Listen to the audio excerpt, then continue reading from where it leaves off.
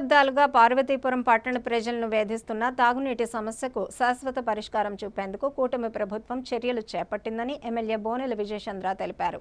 యుఏడిఎఫ్ పథకం కింద 86.14 కోట్ల అంచనా వ్యయంతో 13.50 MLD సామర్థ్యంతో నూతన త్రాగునీటి సరఫరా పథకాన్ని చేపట్టినట్లు వెల్లడించారు.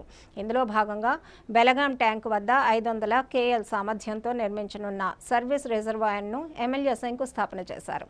ఈ సందర్భంగా ఆయన మాట్లాడుతూ సుమారు 40 నుండి 50 ఏళ్ల క్రితం నిర్మించిన పాత వాటర్ స్కీమ్ శిథిలావస్థకు చేరడంతో పట్టణ ప్రజలు ఏళ్లుగా తాగునీటి ఇబ్బందులు ఎదుర్కొంటున్నారని తెలిపారు. రాబోయే 8-9 నెలల్లో పనులు పూర్తి చేసి ప్రతి ఇంటికి కుళాయి ద్వారా స్వచ్ఛమైన తాగునీరు అందిస్తామని హామీ ఇచ్చారు. ప్రాజెక్టు పూర్తయితే వేసవితో సహా ఏ కాలంలోనూ పట్టణ ప్రజలు త్రాగునీటి కోసం ఇబ్బందులు పడాల్సిన అవసరం ఉండదన్నారు. ప్రతిపక్షాల తప్పుడు ప్రచారాలను ప్రజలు నమ్మవద్దని, ఇచ్చిన హామీ మేరకు నిర్ణీత సమయంలో పనులు పూర్తి చేసి ప్రాజెక్టును మున్సిపాలిటీకి అంకితం చేస్తామని విజయచంద్ర స్పష్టం చేశారు. ఈ కార్యక్రమంలో మున్సిపల్ అధికారులు, టీడీపీ నాయకులు, కార్యకర్తలు పాల్గొన్నారు. పార్వతీపురం మున్సిపాలిటీకి నీటి ఎడద, మంచినీటి ఎడద మీ అందరికీ తెలిసిందే. ఎప్పట్లోనో 40 సంవత్సరాలు 50 సంవత్సరాల ముందు మన మున్సిపాలిటీకి వాటర్ స్కీమ్ అది ఆల్మోస్ట్ దాదాపు శిథిలావస్థకు వచ్చేసింది. ఇప్పుడున్న పరిస్థితిలో కూటమి ప్రభుత్వం రాగానే మేమేమైతే ఎలక్షన్ ముందు చెప్పున్నామో ఇంటింటికి మంచినీరు ఇచ్చే బాధ్యత మాది, కూటమి ప్రభుత్వం అనేది మన గౌరవ ముఖ్యమంత్రిదని మేము చెప్పడం జరిగింది.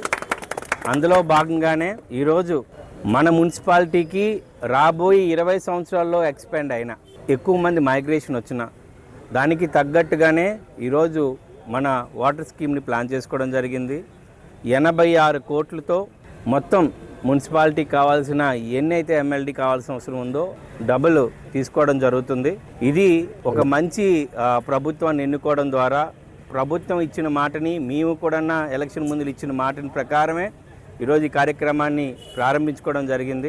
ఖచ్చితంగా సంవత్సరంలోపు ప్రతి ఇంటికి వాళ్ళ అందుబాటులోనే కొలాయి ఇచ్చే బాధ్యతని ప్రభుత్వం తీసుకుంటే దీనికి ఎప్పుడు కూడా నీటి కష్టాలు, నీటి ఎడద అది యాసీకాలం అవని, ఇంకో కాలం అవని, అసలు వర్షాలు పడకపోని కానీ ఖచ్చితంగా వాటర్ ఇచ్చే బాధ్యతను అయితే ప్రభుత్వం తీసుకుంది.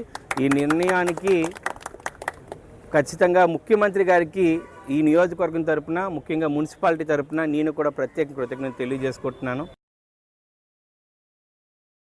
దేశంలో e commerce, food, pharmacy, delivery రంగాలు